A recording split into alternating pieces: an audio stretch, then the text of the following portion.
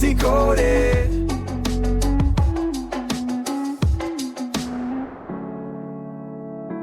Welcome to the Deep Dive. Today we're doing a book decoded episode looking at Alan Siegel's Stupid TV, Be More Funny. Right. It's all about the inside story of The Simpsons, how it kind of blew everything up. Exactly. Our mission here is to unpack how this show went from this, risky bet to a massive cultural force. We're using insights straight from the book, from the creators and the critics. So let's get into it. Let's unpack this. Where do we even start? The book paints a picture of TV before The Simpsons. Yeah, it was pretty constrained, you know. You had your big three networks, ABC, CBS, NBC, and the sitcoms. They felt, safe. Designed not to offend, mostly there to fill space between the ads. George Meyer, one of the writers of Siegel quotes, called it like being trapped in a little snow globe. Exactly. Safe. Predictable. The book mentions they really loved the old 60s Batman, though. Oh, right.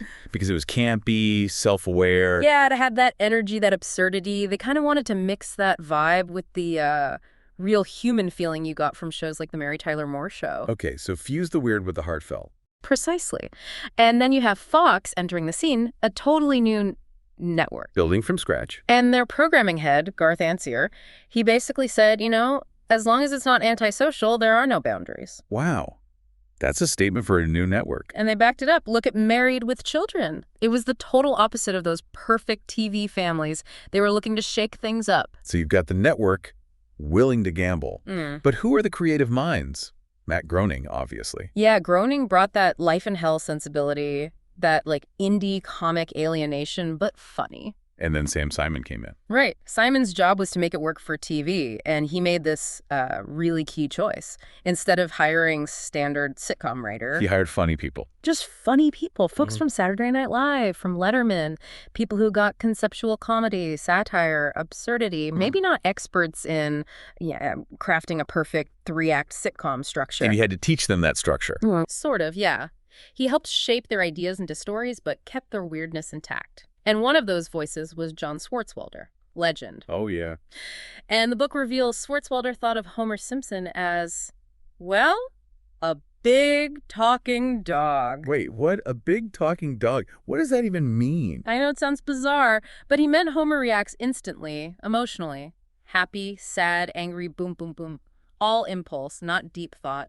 Like a dog reacting to what's right in front of it. Huh, okay. That actually makes a weird kind of sense for Homer's comedy, his total lack of filter. Exactly. It explains the chaos, but also why it's funny. It's an absurd way to think about a dad, but perfect for him. And balancing that absurdity was James L. Brooks, right? Yeah. Siegel highlights his role. Absolutely crucial.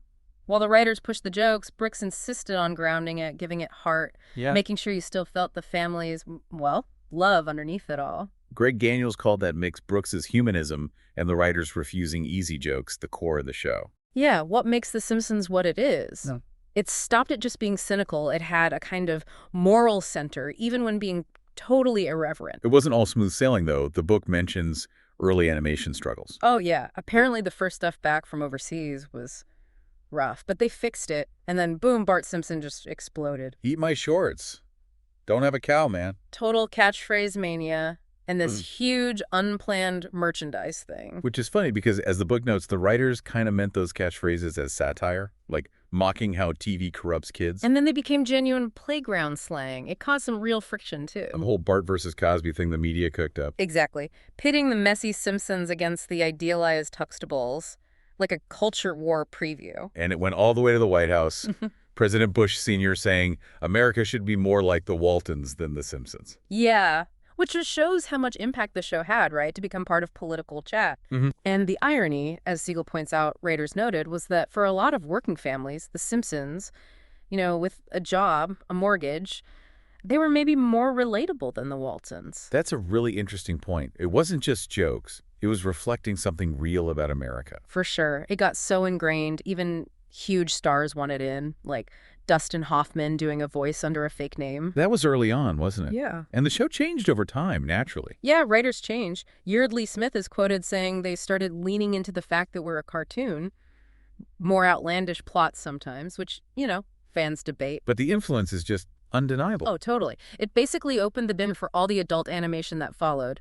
Beavis and Butthead, South Park, Family Guy. It showed animation could be smart, satirical, even emotional. So wrapping this up, what Siegel's book really shows is The Simpsons crashing through that 80s TV snow globe. Right. By hiring weird, funny people, taking risks, mixing satire with actual heart. From Homer as a big talking dog to accidental T-shirt empires and presidential call-outs, nothing about its success was standard. It really forged its own path and cleared the way for so much that came after. It wasn't just television. It was this cultural force built by talented people taking big swings.